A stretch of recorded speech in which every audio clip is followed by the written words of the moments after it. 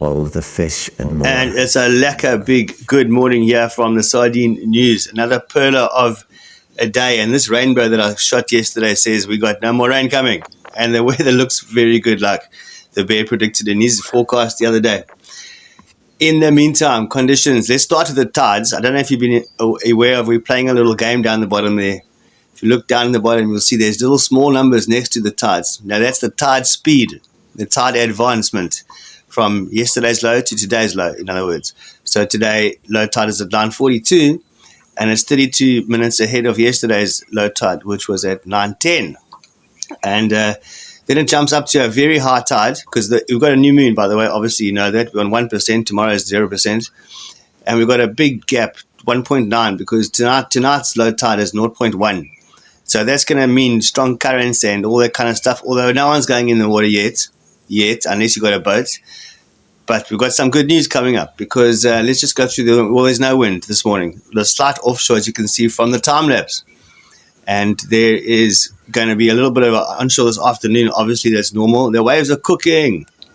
2.5 meter east-southeast swell. That gets right in at Durban and all kinds of places. Lights up many, many different spots. Okay, so that's the conditions. And then yesterday I went chasing the Halocline, and we got some lekker footage of these 4 ships. Check them out. There's one there, there's one there. Let's play that little tape. While you're playing that, you can check the different ships out and what they're up to. But the most important thing that I want you to look at here is the fact that the Gallus current is winding. That's really pumping, and it's pushed right in against the coastline. That brown water line, which is quite distinct in some places, is not even 2 kilometers out. And it's winding. You can see it's winding, and it's trying to dissolve that brown water as fast as it can. So if it carries on like it has been yesterday and maybe today, then we have got a shot at the weekend. It might clean up in some places, the places that are normally clean, like Mozambique and whatever, like those places. So it's not all doom and gloom. It's looking good. Like I said before, this ocean recovers extraordinarily fast, and it's because of the Gallus current that comes in here and takes all this nutrient-rich water away, or in this case, sewage-rich water away. And just quickly, here we have Professor Tony Turton telling us all about the importance of the Halocline. Thanks, Tony. Oceans are vast, and they are relatively homogeneous. Not always the same, but they're human relative terms. Where it gets interesting is where you get rapid change. Where you get rapid change is typically around an estuary. Because an estuary, you get all this large expanse of nothingness of same.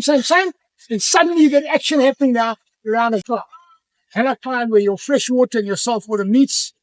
Halocline, where your dirty brown water comes from a river full of nutrients and meets the deep water of the ocean.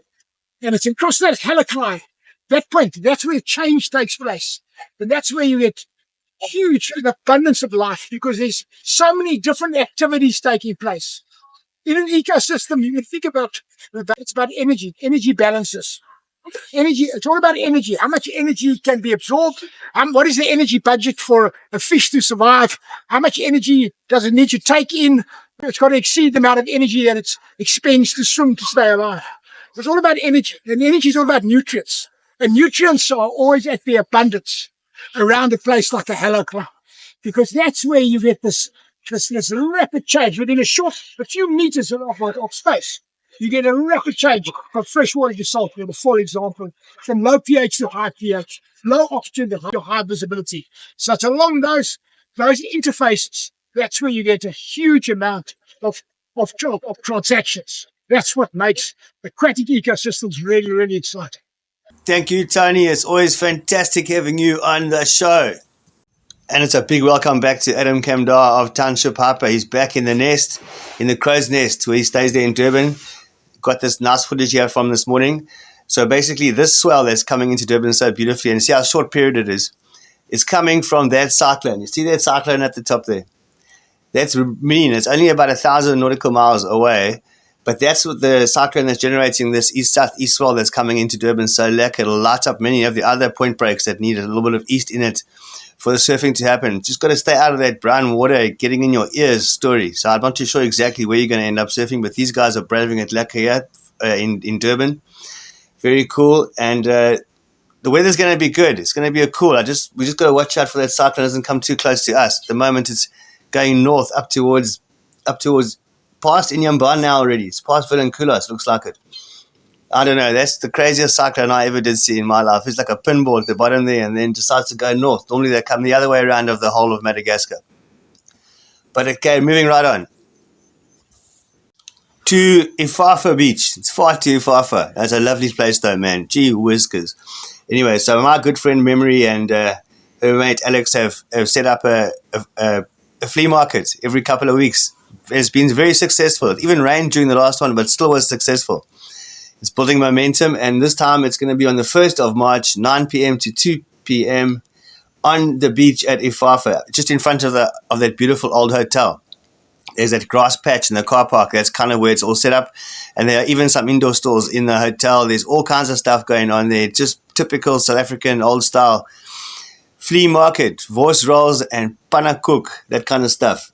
Now, right, we hope to see you at the Ifafa Flea Market. It's this Saturday coming up right now. February catching me out here. It's only 28 days. All right. If you made it this far in this video, and there's hardly any fish in it at all, please consider subscribing if you haven't subscribed. Now, I hate asking, but it works. If I ask you to subscribe. If I forget, then no one subscribes.